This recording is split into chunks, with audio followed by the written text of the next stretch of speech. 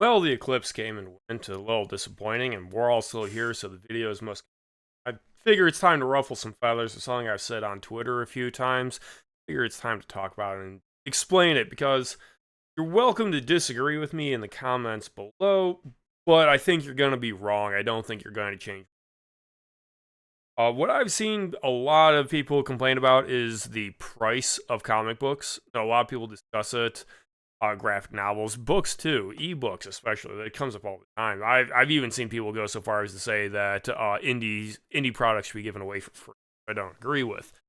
However, I have the unpopular opinion that let's take ISOM for example, because it's the highest quality comic book I have right now. This is worth about 350. I'm not joking. Uh, this is a story that entertains for about an hour, maybe not even that much if you're a bit fast on the read. So a story like this is entertainment. It is the commodity of entertainment, which is why I will usually talk about the fact that the actual money generated in a Kickstarter doesn't have much cultural impact. I strongly advocate that people look at the man hours essentially that a product has affected.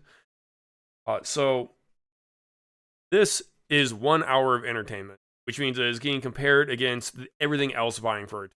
Right? I made another video about the fact that the biggest competitor for indie creators, not other indie creators. I think there is nothing better for my career and by extension everyone else's career than someone out there making a good product. The biggest competitor is social media. It's YouTube, it's TikTok, it's Twitch, it's OnlyFans. It is everything else that people use to relax, to fill their leisure hours with.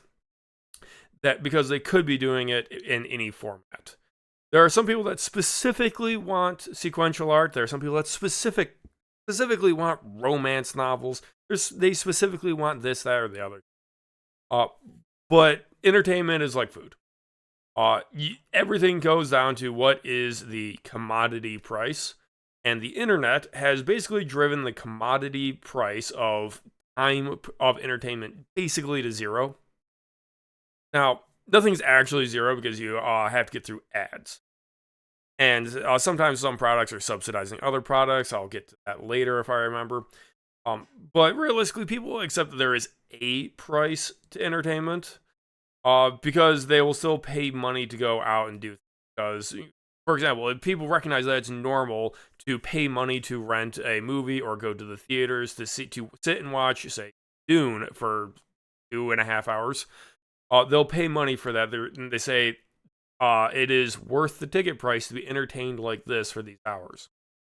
It's a big problem that people have with the decline in movies is they have started getting bad entertainment where they're not entertained, which means they're actually just sitting there wasting time, and they paid money for that, which obviously is going to leave people upset.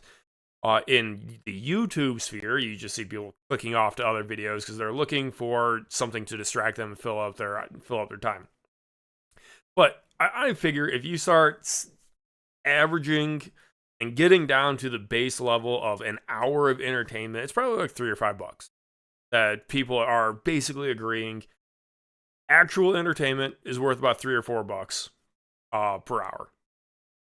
And keep in mind, you're also competing with video games. Like, just last night, I downloaded Content Warning, which is clearly a ripoff of Lethal Company, but it was like $8, and I got 2 hours of fun with my friends. That was deeply entertaining. For 2 hours, $4 an hour, perfectly on par with what I believe is the commodity pricing, the fair market value of entertainment.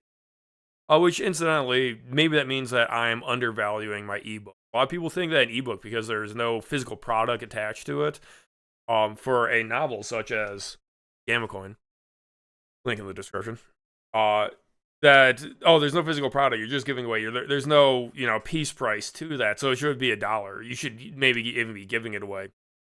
And there's that price is actually unfortunately depressed because a prose novel can take 6, 7, 8, 9 hours possibly, and people are selling those ebooks for $3 because you basically don't show up in search algorithm higher. Fantastic. But the commodity price, in my opinion, of entertainment is about $3 to $5 an hour. So when you start looking at a graphic novel that is $15, $20, $25, uh, it's overpriced. It's not at the fair market value. And that's okay. Uh, now, I've had this conversation in other forums, and people just get their fucking panties in a twist because like, you can't produce a comic for that cheap. Like, the creator deserves to be paid money, man. It's just like, yeah, no shit. So it's not competing fairly, which means that you aren't at fair pricing. This is not a fairly priced comic, because you literally can't produce it. I recognize that Isom here has nice paper, maybe too nice. There's an argument for that. But you are paying for it in the gloss, in the grade, in the print quality, in the cut, in the feel, the reliability, the shipping time, you name it. There are reasons that this costs money. The labor and the materials that go into it means that this cannot be produced for profit at the fair market price. Not everything, almost nothing sells at the fair market price, though. This is what I call a luxury good. It means you just need to accept the fact that a lot of people are going to be put off by the price. And that implicitly means that if you could magically make the material price cheaper somehow, such as if I get my Bond villain vibes going and I genetically engineer trees to be easier to grind into paper. The price of the paper comes down. You can immediately shave $2 off. More people would buy it. That is until like this is not so expensive that we're talking about like speculator prices, except maybe some of like the signed foil prints that comic people. But generally, like if you could bring the price down without sacrificing your ability to have a profit, you would be getting more sales. There is a direct incentive to use technology to lower the material price of this product so you get more sales, because it is obviously turning the price point is going to turn people. Simple as. And that's not an excuse to just name a price or anything, or like, oh well, I can't. You should imagine that someone said, oh well, I'm not going to use a printing service because I think that's too impersonal. I'm going to have all of my comic book pages hand illustrated by an artist, every single one of them handmade. That's why they sell for $3,000 a piece. Well, you don't like, well, I can't produce handmade comic books for less than $3,000 a piece, man. I gotta compensate my artists. You can tell that obviously sounds ridiculous. Maybe there's one person out there that would want a hand-drawn, personally made comic for $3,000. But the 99 point something percent of people are gonna say that's overpriced and that's outside my budget. Everyone has a different amount of price. They have a different amount of willingness to spend money on. So I'm just advocating that people treat these kinds of products, paperbacks and graphic novels and video games, even deluxe edition, whatever. You just treat them as luxury goods. Just have the fucking guts to say, yes, it is not at the fair market price.